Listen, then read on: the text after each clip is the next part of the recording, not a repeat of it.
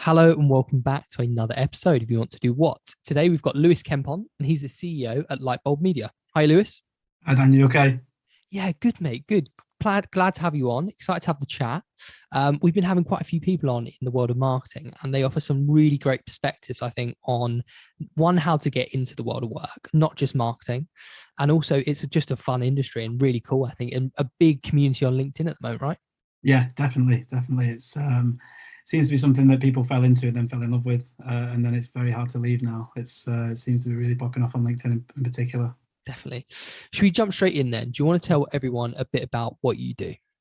Yeah, so Lightbulb Media, we are an agency based in Manchester, a creative agency, and we focus on social media, paid advertising, and content creation for brands all over the world that want to do things a little bit differently, try new things, rock the boat a little bit with the content, and make some noise in their space. Yeah, they're our dream client. So, marketing, like you just said, lots of people fall into it and then fall in love with it. How Yeah. did this all start for you?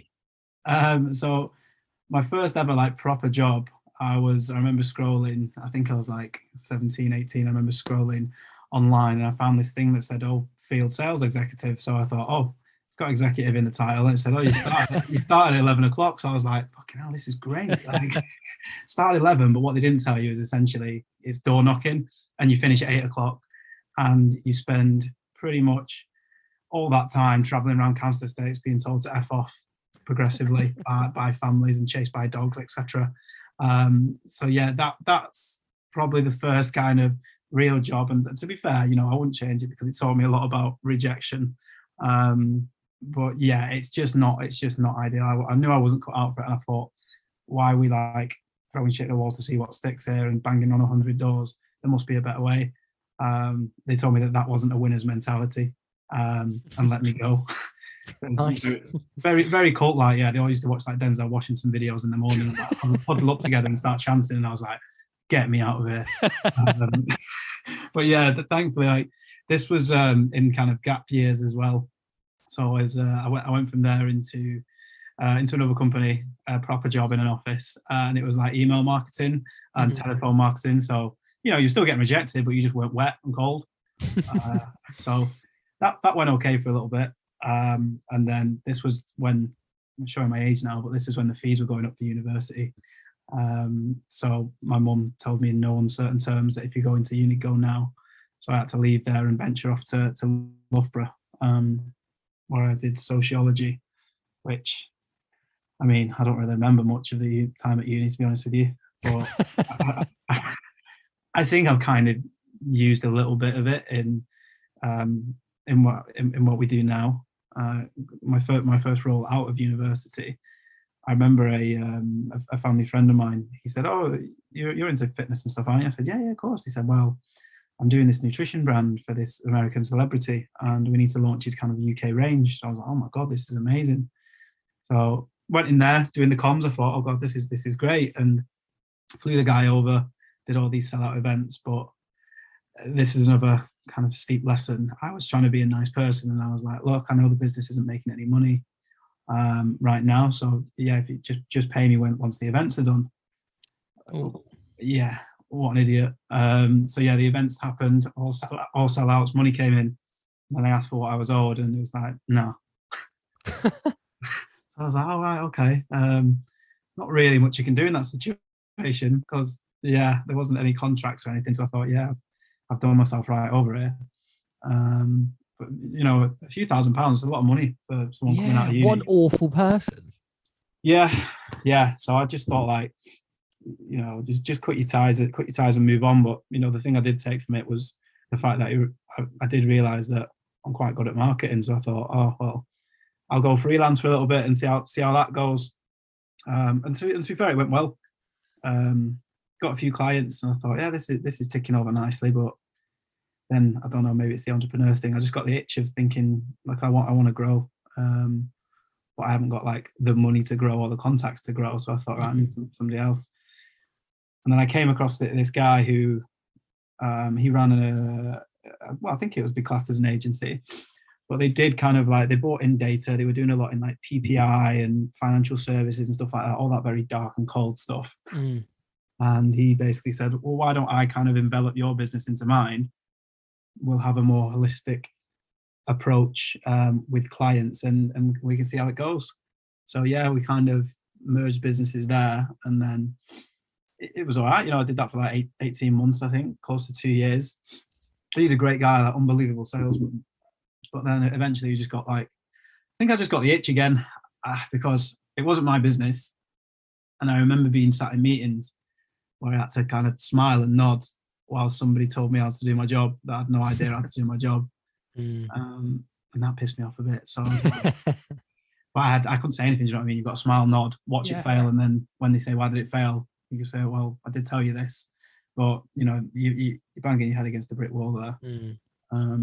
So yeah, I got the itch, and I thought, you know what, I'm going to do my own thing, but this time I'm going to be super blunt with people.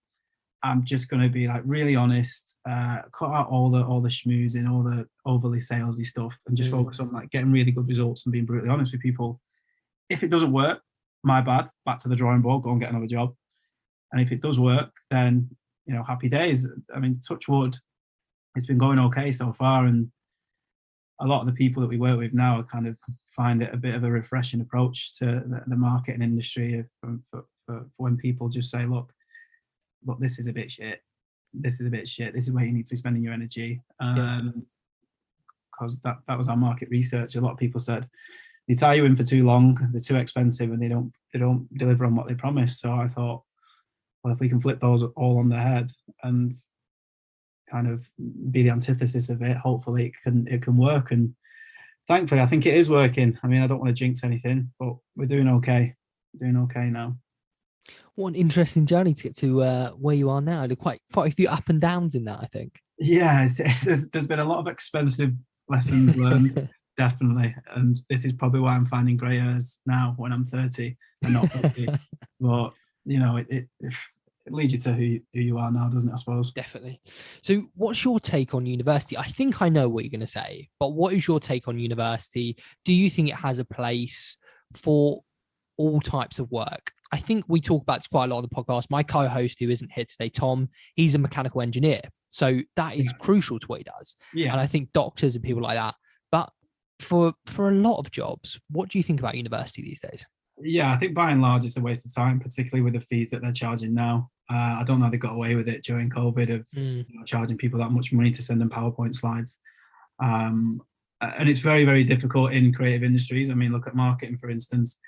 It moves so fast now that by the time you've started your year one course and finished it, the information's out of date. So you can't physically, I don't think, document that and have it withstand the test of time for something like marketing. But I do think the education system as a whole misses out on a lot of the fundamentals of modern day life when it comes to kind of money management and well-being and taxes, for God's sake. Christ, nobody told me about those until VAT started falling out, and what's national insurance and why am I paying pensions? Like, it's expensive. But it is really, really bizarre, actually. I was thinking about this. I think we were talking the other day with another entrepreneur on the podcast. We were saying school really hasn't changed if you look at it for like 50 years. The curriculum, what people learn, like you say, more and more people, I think, there's something happening at the moment called the Great Resignation, I think is what they're calling it. And people going freelance and learning these skills, they're going to have to know about, like you say, national insurance, tax, starting your own business. Why isn't this being taught at school? It's going to be so crucial. Yeah, I think it's difficult because I'm coming from quite a privileged position as well. I ended up getting a scholarship to a private school, so academically it was great. Like, I wasn't particularly special. What I did have was just a really good short-term memory to get good grades, and that for some reason puts me above people that didn't have that memory but might have been 10 times more creative or creative or talented. So I just think it's kind of an unfair playing field from my point of view, and I think that, they could be doing a lot more. Maybe they are trying to do that now, but from the people I speak to, when we hire kind of grads, they say they've learned more in kind of 6 months doing the job than 10 years of education. So I think, if I could go back and do it again, don't get me wrong, uni was great on the social front, and I've met some cool people, but has it benefited my career? No. Do I think it benefits my team's? Do I think it's benefited my team's career? Probably not. On a professional viewpoint, socially, 100%. Yeah, if you want to find out who you are, who your friends are, how you operate in crowds, who your people are, that's great. But you could probably do that for a lot cheaper than whatever it is, 27 grand or Yeah. 40 grand by going to networking meetings. I think you hit the nail on the head there with how school is actually set up now. It's all about short-term memory, remembering facts, isn't it? Mm. And I don't think she'll mind, but my girlfriend loves this story. I love history. I'm a proper history geek. Yeah. And she would get A stars in history purely because she had these little cards and they had checkpoints that she'd like, right, tick it off. And I'd say to her, right, well, who's the president of the United States when that was going on? And it was part of the syllabus. She went, Yeah. oh, I don't know. It's not my cue cards. I'm like, oh my God, all you're doing is learning the facts to get the grades. And she was like, well, yeah, that's what school is essentially. And I was like, I never really thought about it like that. It's not really teaching you the subject as such. It's teaching you just how to get a grade, which isn't useful in any way, shape or form in real life. No, absolutely. There's so many people that learn in so many different ways. Like that's what I used to do. I used to not revise and then read it on the way in, remember it all then, and then as soon as the exam started, I'd write it all down on the back page so it was out of my head and I could just keep referring to it, and that's just what got A stars. But then, give that to someone who's not a visual learner, someone who's kind of more of a tactile learner, then they're going to be classed as stupid and might miss out on getting into their dream uni or getting into their dream job. Because they couldn't remember something on a piece of paper. It just doesn't make any sense to me. It's bizarre. So you mentioned it a bit there when you're hiring people at Lightbulb. What are some things that really stick out for you on a CV? Or it doesn't have to be a CV, it could be anywhere. What's something that you go, do you know what, I really want to get this person into the agency and have a sit down and see what they're all about? Yeah, I think personality is key. I've been guilty of it myself when I was applying for jobs. You put the standard buzzwords, I'm an ambitious and dynamic individual that works well as a team, all the stuff that everybody puts. So I've been there, but then on the flip side of it now, going through, if you get 100 CVs in and they all look like that and sound like that, then, it's not that difficult for someone to stand out. I'm not saying you have to, put it in glitter and have a theme tune and a mariachi band coming in with your CV, but there's some very, very simple things, just make it easy on the eye. And to be honest with you, it's more about the person, because with how we operate as well, because we are quite blunt with people, it's not going to work if someone's going to go into a meeting and then be rolled over by a finance director who claims that they know marketing better than them. So we need people that are, willing to be brave, and people that want to try new things, people that want to be creative. We don't really like that cookie cutter, we're just going to be like everyone else and do the same thing as everyone else. We want people that aren't going to be afraid to think, what about this, what about that? Because so what, 9 out of 10 ideas might be terrible, but it's that one that will probably take you viral or get you 1,000 sales. But you need to be willing to put yourself out there to even give that a chance. So we talk about this loads at the moment on the podcast, and it's CVs versus things like using LinkedIn, Twitter, Instagram to build your personal brand, for want of a better word. Yeah. What do you think about the CV versus an online presence? Who are you more likely to hire? 100% someone with a good personal brand. 100%. They're a living, breathing, walking CV for me. And personally, like, our entire business has been built on LinkedIn, content marketing, and personal branding. Like, we don't advertise, we never have. And to be honest with you, because I'm I get a bit of social anxiety, I'm a bit of an introvert, and I used to go to these networking meetings all the time and think, oh God, I hate this. There must be a better way. So I just started posting stuff online, and then, don't get me wrong, for the first few months, nobody cares, nobody listens to you, but you stick around long enough, you start to build up a bit of an audience, and then after like 9 months, it just kind of skyrocketed from there. So yeah, the personal brand is something that we encourage all our teams to get involved in, because if they ever do leave for whatever reason, that's the one thing they can take with them, and that's the one thing that might get them their dream job or their dream promotion. So yeah, and easy.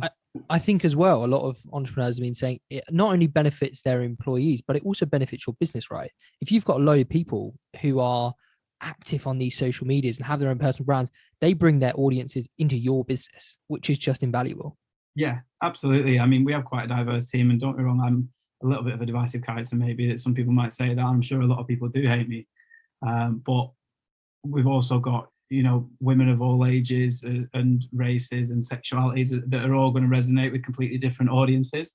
And it's the same message, but just delivered by somebody that you find relatable and that you resonate with. So the more diverse your team is, and the more freedom you give them to actually be themselves and communicate as themselves authentically. I hate that word, but you have to use it sometimes. The better it is going to be for your business, and that's where a lot of like the big corporates fall down with that tight noose on what you can and can't say. Definitely. And talk to us a bit about Lightbulb Media. What are some of the specialities and kind of things you're doing there? So the main kind of bread and butter that we do for a lot of people is paid advertising, but that naturally comes with the other parts of the business. So we can have the best ads in the world, but if the content's crap, it isn't going to work. So we try and take that whole package and we say, look, we'll decide what the strategy is going to be. We'll then create the content that's going to engage your audience, and then we'll put it directly in front of the people that matter to you. So the more we find that the more that we can control of that journey, the better it normally is for the client. So yeah, paid advertising is big. Content creation, as far as branding. Do quite a lot of personal branding for kind of CEOs and senior level people now, who just struggle to get attention. And I think that's the key for a lot of people. There are thousands of people that are incredible at what they do, but the one thing that they're really bad at is knowing how to leverage attention and how to get that across to people. And that tends to be what we're quite good at. We can get that attention, and we can help them get there. So what's an average day like for someone in Lightbulb Media? What are they doing? What are they up to? How does it work at your company? Well, it depends which one you speak to, because some people are like delving into the data and looking at the analytics and trying to find optimizations. And then on the other side, on the content side, people can be having a strategy day, who can be in the studio upstairs, like filming TikToks or filming client videos. And then basically, well, they've got me doing TikToks now, and I know. Yeah, exactly. I was like, I was pretty late to the party, but obviously when you hire people that are Gen Z, it's been absolutely astronomical for a few of our clients. So it's just a natural progression of things. So yeah, if you look in one corner, people are creating content. You look in another corner, someone's launching some adverts, and then I'm usually just on the phone doing the boring stuff, really. So I miss all the fun stuff, to be honest with you. So if somebody's listening to this now and they're thinking they'd love to get into the world of content or marketing in general, what would be 3 key skills that you would suggest they go away and learn now? I would say writing. If you could ask me, a lot of the other things can be taught, like PPC or design. Writing is one of the good writers are so rare, so rare, and I think it does take a little bit longer. Some people are naturally gifted. But if you're not naturally gifted, I would say write every single day, even if you don't publish it. Just write in your notes. The more you write, the better you will get at it. And write like you talk as well, because the whole corporate jargon is out. So I would say, yeah, write as much as you can. Write every day.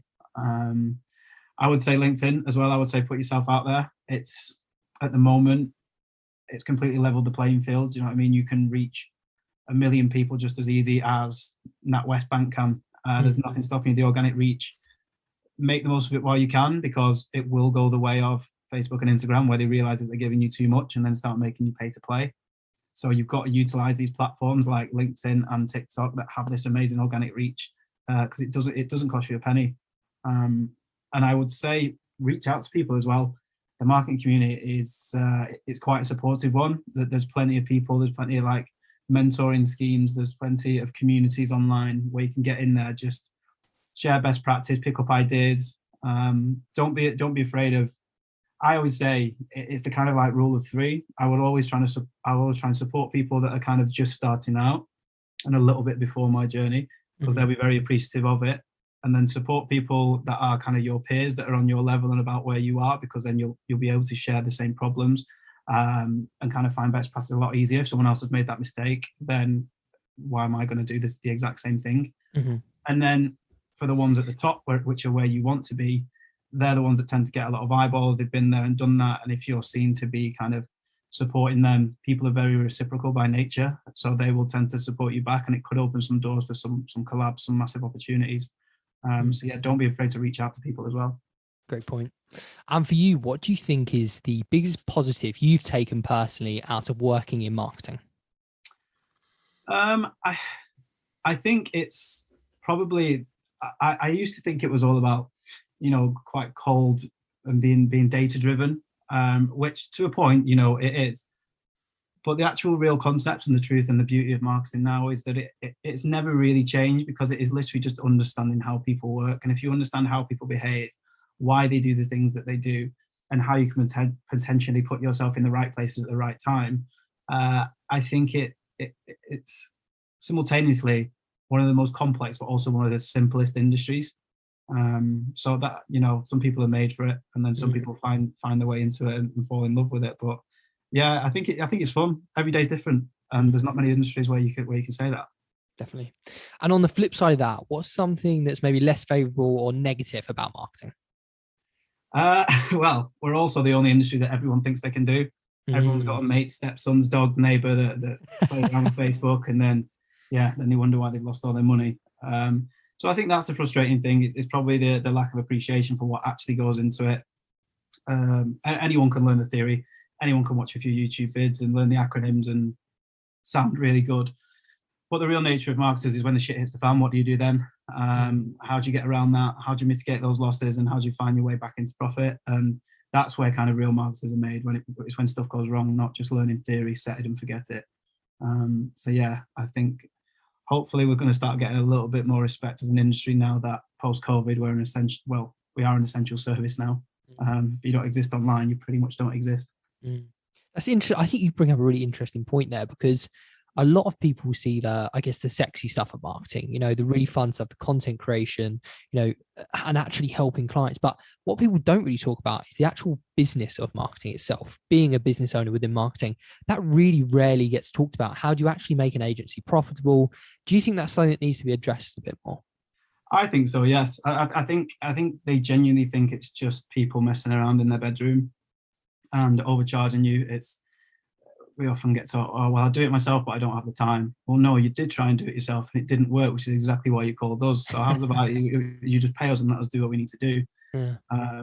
So yeah, I think, it's tough being a marketing agency owner, because you throw a stone in any direction, you're probably going to hit 10 or 20. So having to differentiate yourself, whether that is with the services you offer, or the way you offer those services, the way you communicate online, which tends to be kind of our USP. You have to find that niche of where you fit, find your audience, stop trying to be all things to all people, and just drill down into what you're good at, stick to what you're good at, and find the people that have the same values as you. And then for anyone that's in marketing now or just started out, have you got any tips for progression within the industry? I think for progression, I would say collaboration is key. So we'll often work with other agencies and collaborate on projects, or we'll white label stuff for them if they don't have the time or whatever. But working with people who think differently can sometimes really open up some doors as well. So I approach things very directly, and someone else might approach them a bit creatively and a bit out there, and someone else might be super analytical. But unless you have that group of ideas, which why we try and have a diverse team. But I would say get involved. Don't be insular and think, right, I can't work with other agencies because they'll take all my money, they'll take all my clients. There's some amazing people out there, and more often than not, they really do want to work together. So support each other, reach out. If you see good work, shout it out. Don't be afraid of shouting out other people's work. They're not going to take all your clients. They'll appreciate it, and it'll probably open up some doors down the line, which is really the best form of progression, or word of mouth and affiliates. And to wrap up, would you still go into this industry now, knowing everything you do? You know what? Yeah, because I genuinely don't know what else I'd do. I have very, very little skills. So it'd have to be this, or I'd probably be on OnlyFans otherwise. Yeah. Well, they're my two choices. Well, Lewis, it's been an absolute pleasure having you on. Really appreciate your time. And where can people find you and your business? Yeah, if you go to lightbulbmedia.co.uk, we have a sexy new site and brand that everyone seems to like. So have a little nosy on there. And if you want to connect with me or ask any questions, then just get me on LinkedIn, Lewis Kemp. I'll be the one that everyone's calling a knobhead and arguing with. Easy to find. Brilliant. Well, thanks, Lewis. Cheers, Daniel. Cheers. Speak to you soon. And you. Take care.